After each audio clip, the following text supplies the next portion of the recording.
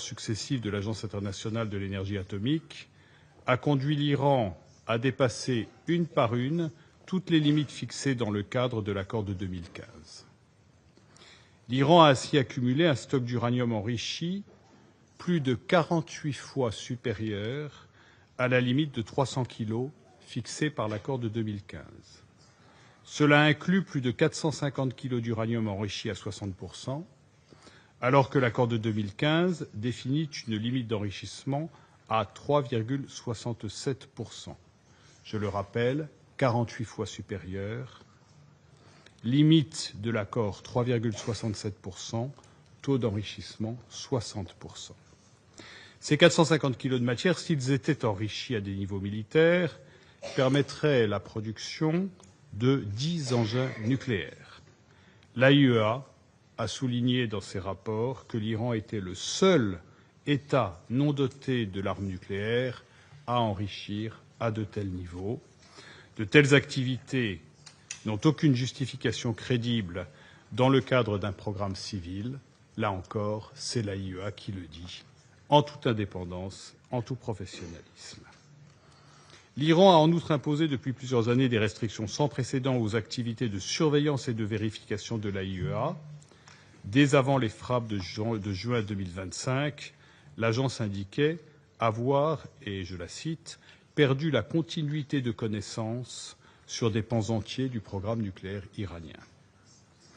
Monsieur le Président, depuis lors, la France et ses partenaires du E3 ont appliqué le DCPOA en ouverture et en bonne foi sur tous les chapitres de cet accord, et nos pays ont déployé des efforts constants pour parvenir à une solution diplomatique. En janvier 2020, le E3 a activé le mécanisme de règlement des différends prévu par l'accord pour tenter de remédier au non-respect par l'Iran de ses engagements. En 2021 et 2022, nous avons conduit des négociations intensives en vue de ramener l'Iran au respect de ses engagements et les États-Unis dans l'accord. 2 propositions viables ont été mises sur la table par le coordinateur du JCPOA en mars et en août 2022. Nous regrettons que l'Iran les ait chaque fois refusées. Depuis septembre 2024, la France et ses partenaires du E3 ont signifié clairement à l'Iran leur détermination à déclencher le mécanisme de snapback avant l'expiration du dispositif le 18 octobre prochain si un accord sur le nucléaire iranien prenant en compte le régime de non-prolifération et nos intérêts de sécurité n'était pas trouvé. Notre position est claire, cohérente et connue de l'Iran. L'escalade continue du programme nucléaire menace la stabilité régionale, la paix et la sécurité internationale, en même temps qu'elle met en péril l'intégrité du régime international de non-prolifération. Dans ces conditions, le Conseil de sécurité manquerait à ses responsabilités s'il approuvait la levée permanente de toutes les sanctions et s'il rayait définitivement la question nucléaire iranienne de son ordre du jour. Pour autant, nous avons cherché par tous les moyens à trouver une alternative au déclenchement du snapback et à la réimposition des sanctions.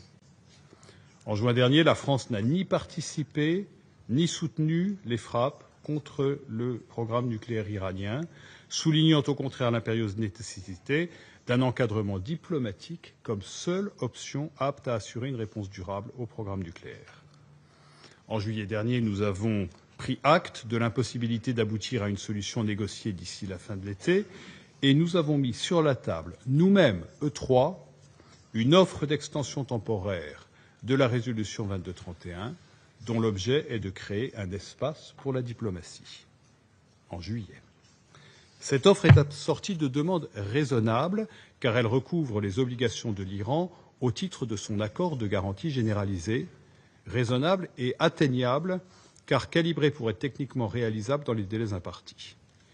Il s'agit, premièrement, de la reprise d'une coopération effective et non simplement formelle avec l'AIEA sur le terrain et l'accès des inspecteurs aux installations nucléaires iraniennes les plus sensibles, dont Fordow, Natanz et Ispahan. Deuxièmement, de la production de rapports spéciaux prévus par l'accord de garantie généralisée de l'Iran sur l'uranium hautement enrichi en Iran. Et troisièmement, de la reprise de négociations directes et sans conditions avec les États-Unis. En effet, une extension de la résolution 2231 n'est envisageable que si elle s'accompagne de la mise en œuvre par l'Iran des obligations qui découlent de son accord de garantie généralisé et si elle permet l'engagement de négociations substantielles en vue d'un accord robuste, vérifiable et durable sur son programme nucléaire. Depuis le déclenchement de la procédure de snapback, nous avons poursuivi sans relâche nos efforts pour trouver une solution négociée durant le délai de 30 jours prévu par la procédure avant le rétablissement effectif des sanctions de l'ONU. Les ministres des Affaires étrangères du E3 se sont par 2 fois entretenus avec leur homologue iranien, la dernière étant avant-hier. Toutefois, notre offre d'extension n'a à ce jour pas reçu de réponse satisfaisante. L'Iran n'a entrepris aucune action concrète pour renouer la coopération avec l'agence.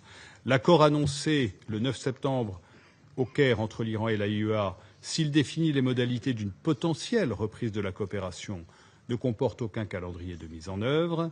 Selon les propos mêmes du ministre des Affaires étrangères iranien, le retour des inspecteurs sur les sites les plus sensibles du programme iranien, tels que Fordov, Nassans et Ispahan, devra faire l'objet de négociations ultérieures avec l'agence.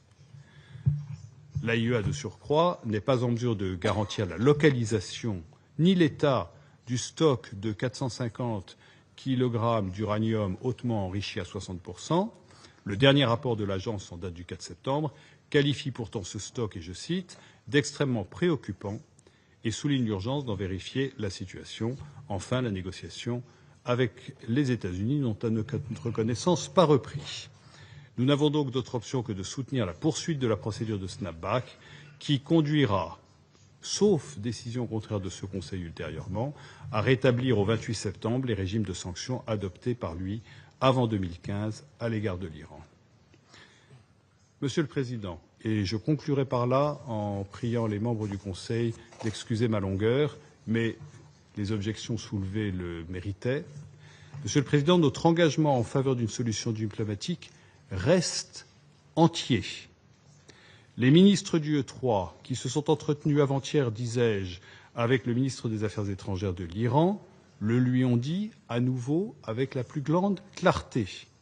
Notre offre d'extension reste sur la table jusqu'à la fin du délai des 30 jours et notre main reste tendue pour la recherche d'une solution négociée. Je vous remercie. I thank the representative of France for the statement. I shall put the draft resolution to the vote now. Will those in favor of the draft resolution contained in document S/2025/561 please raise their hand?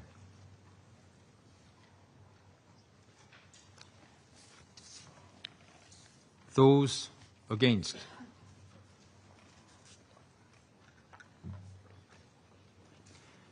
Abstentions?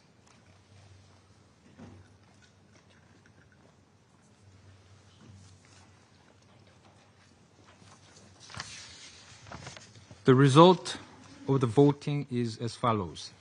4 votes in favor, 9 votes against, 2 abstentions. The draft resolution has not been adopted, having failed to obtain the required number of votes. I now give the floor to those members of the Council who wish to make statements after the vote. I give the floor to the representative of the United Kingdom. Thank you, President. I also welcome the participation of the Iranian Permanent Representative in this meeting. Today's resolution fulfills a key step of the snapback process set out in Security Council Resolution 2231. President, the United Kingdom is committed to pursuing a diplomatic solution to ensure that Iran shall never seek, acquire or develop a nuclear weapon. That is why on the 28th of August, the United Kingdom, France and Germany notified this Council of Iran's clear and deliberate non-compliance with the Joint Comprehensive Plan of Action.